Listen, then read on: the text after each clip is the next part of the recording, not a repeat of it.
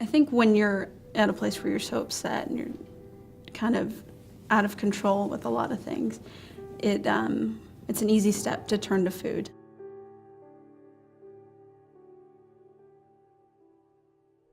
I found out about The Biggest Loser through a friend. She was going one weekend to an open call, and I just thought, if I can go and I can lose 50 pounds, then that'll be enough to come home and do it on my own and kind of just feel good about where I'm at.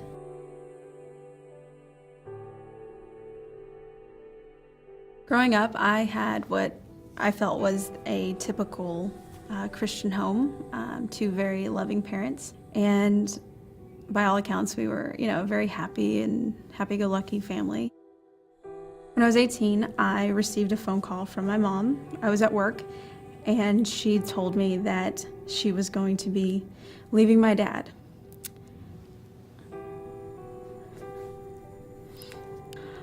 I didn't know what to do. I didn't know how to deal with my pain or the confusion that I was going through, but I couldn't help but think that her leaving, that it meant that there was something wrong with me.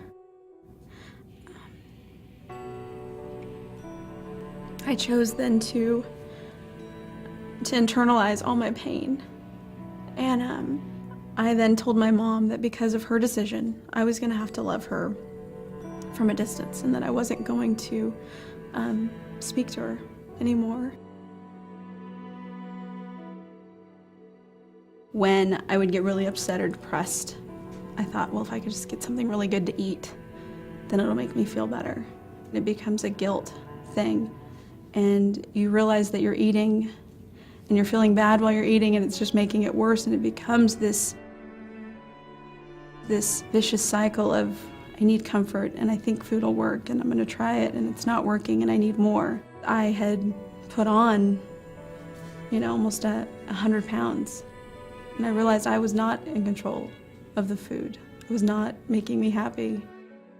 I assumed that the smile on my face masked it all. People ask you, how are you doing today? Oh, I'm good, and you've got a smile. Then I thought, well, they'll believe you, and so I thought, well, that gets me through this conversation.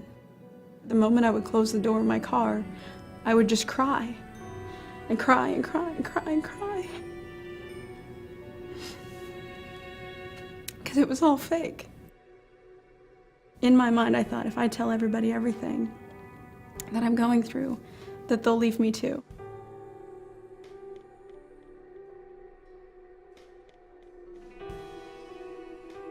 I received a phone call from The Biggest Loser. The show's ultimate goal is to ultimately be the biggest loser. Whoever loses the most percentage of weight would, at the end, win $250,000. I talked to my dad, and he made the suggestion that I call and ask my mom if she'd like to do the show with me.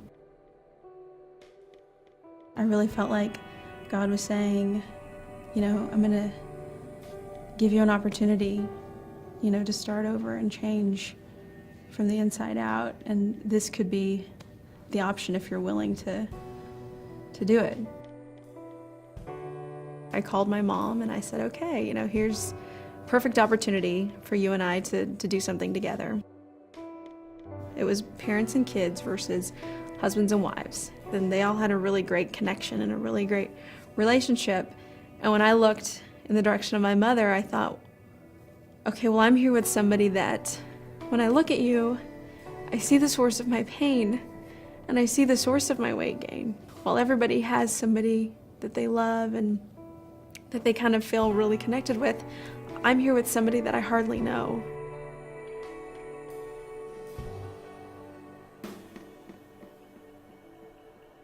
We were in a challenge in a huge water tank, and whoever holds on the longest while the water drains will win. I jumped into the water, and in coming back up, I didn't know, but the bar had swung out and then swung back. And as I came up, it swung back and it hit my tooth, and it chipped it. And I lost it. I completely lost it. When that tooth got chipped, I felt like somebody had just stripped away that armor and said, no, look at you. Your smile is gone now. What are you going to do? And it was at that point that I then felt like I have to get out of here. This is too much. I, am physically in pain. I'm emotionally in pain. I'm here with the one person who causes me pain. And now you've chipped my tooth. That's it. I can't do it anymore. And I remember just telling God, what do you want me to do? What do you want me to do? I can't do this anymore.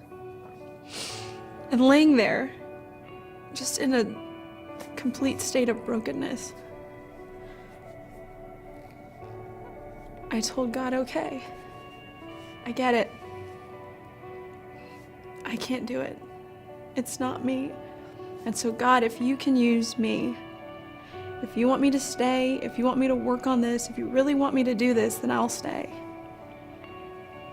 And I'll give it all to you.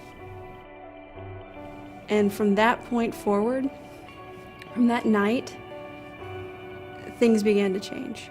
It was like my whole body just let go of everything I was holding on to, all the stuff, all the things, all the junk in my life. One collective moment just kind of let go.